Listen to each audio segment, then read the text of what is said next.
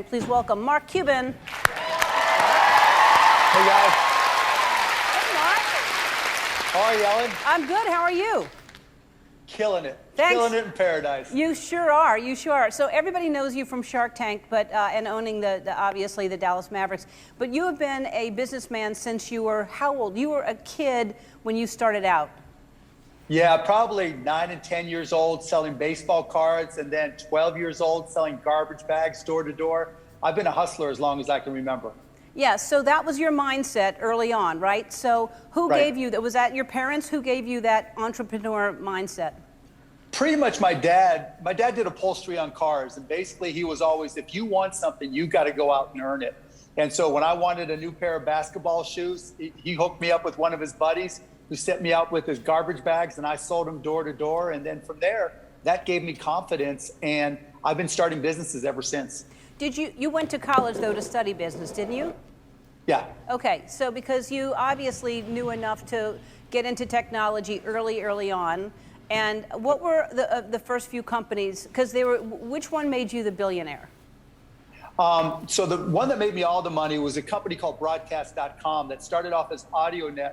About 1995, I'd gone to Indiana University for business, and a friend of mine from school, Todd Wagner, and I, there you go, got together and said, you know, we got to use this new internet thing to be able to listen to Indiana basketball.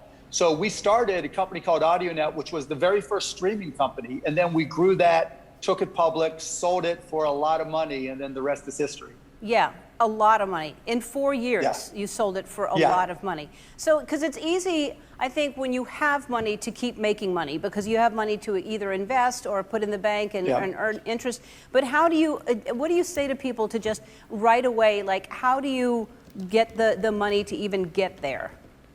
You know, when you're first getting started, it's not about trying to raise money. I think that's one of the mistakes people make. I think you want to find a skill that you have that you could sell.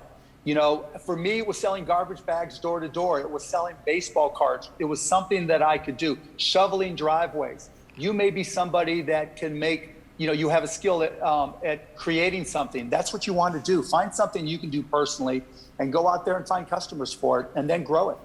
So that's what you look at also on, because I watch Shark Tank, I love that show, and I watch what you decide to invest in, and obviously you always invest in things that you're interested in, and even if it's a good idea, you don't want to invest in it because it's really not something you're interested in. So can you tell right away when they tell you the product that you're going to invest in it, or how do you know if you're going to make an offer?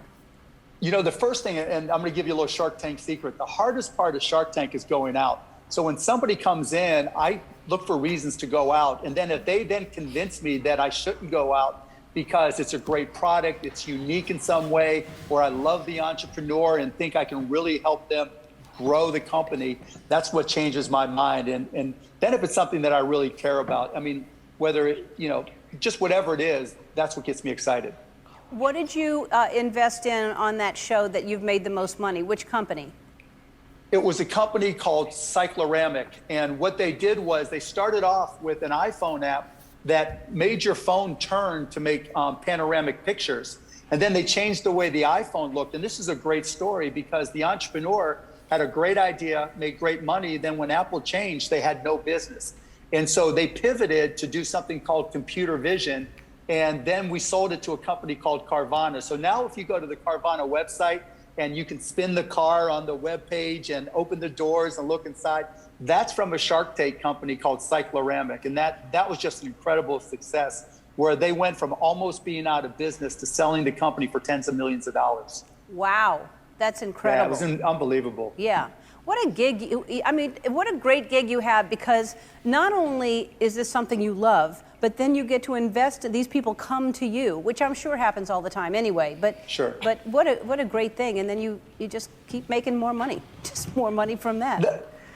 You know, it's fun because the best part of the show is that every day kids come up to me or parents come up to me and say, my kid started a business because we've been watching Shark Tank, and that really got them excited to be an entrepreneur. You know, the people who come on the show can be from anywhere, any circumstances, some small town, and they started in their garage, made it to Shark Tank, and then made it big. It's really exciting to be part of that. You must be very hard on your kids about them making their own money.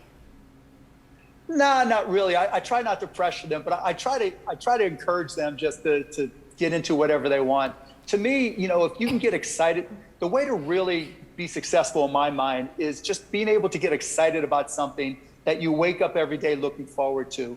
And then if you can get really good at it and you want to make money at it, you can. And that's what I try to teach my kids. Find something you love to do. Yeah, and then they make you do TikToks. So you tell them what to do, and then you do TikToks with them. Oh my God, yeah, that's an adventure. Yeah, there you go. That's fantastic. I love that. Oh, that's awesome. That part. So I have to ask you really quickly, we're out of time, but what are your thoughts on NFTs that everybody's talking about? And then you got into cryptocurrency and NFTs early, so is that something that we should all be looking at?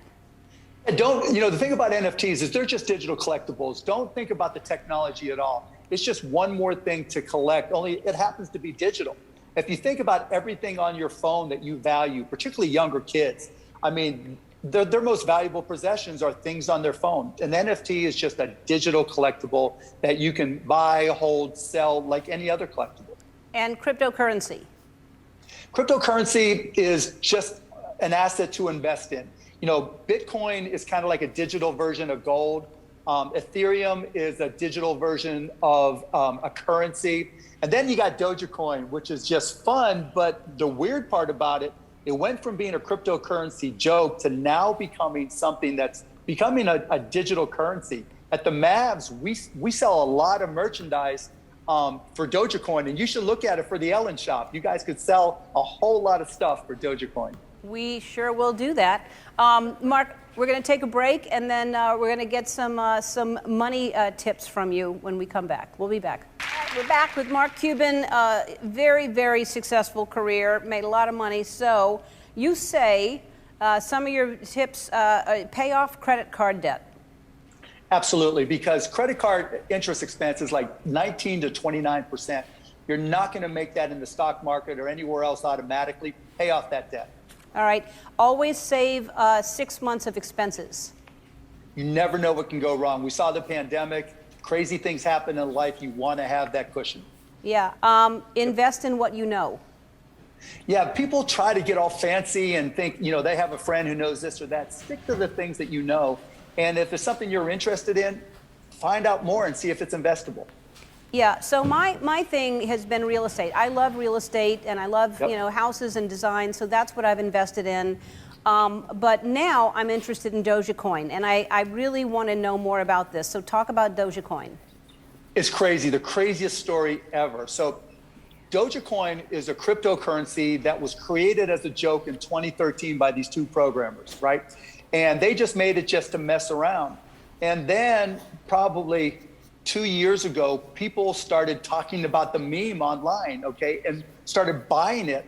And probably within the last 6 months, the number of people buying it has just skyrocketed into the millions, and the value has gone up incredibly. And I'll give you an example. My son and I bought some for less than a penny. Jake, who's 11 years old, bought $30 worth, I think it was, for less than a penny. Then it went up to 6 cents. He bought a little bit more. Then it went up to 40 cents, and now it's about 26 cents. So the question everybody wants to know is Dogecoin a good investment? And here's the reason I got Jake into it. It's not necessarily the best investment you can make, but you can buy it on Robinhood, and signing up and trading on Robinhood is free. So that's one thing. The second thing is it's about 26 cents per Dogecoin. So if you go and spend $5, $10, $15, that's a better bet, better investment than buying a lottery ticket. And you know what? It could go up. And the second part about it is if it doesn't go up and you want to spend it, you can buy merchandise on the Maverick store, hopefully soon on the Ellen shop. So it's also becoming a digital currency, which is crazy if you think back to its origins. But as overall, when someone brings up Dogecoin to you and ask you if it's a good investment, I wouldn't say it's the world's best investment, but it's a whole lot better than a lottery ticket, and it's a great way to learn and start understanding cryptocurrencies. And it seems like it's just going to keep going up and up. I mean, there's no guarantee, but one quick thing before we go. So Robinhood, if you go on Robinhood to buy Dogecoin, they want your social security number. I'm always skeptical about things like that. I'm less concerned about that because there's something called know your customer. They have to make sure you're not a money launderer or a fraudster. And so they have to confirm your identity. So they're pretty good at keeping it secure. So I did it. I didn't have a problem putting in my information. All right, cool. Well, I trust you.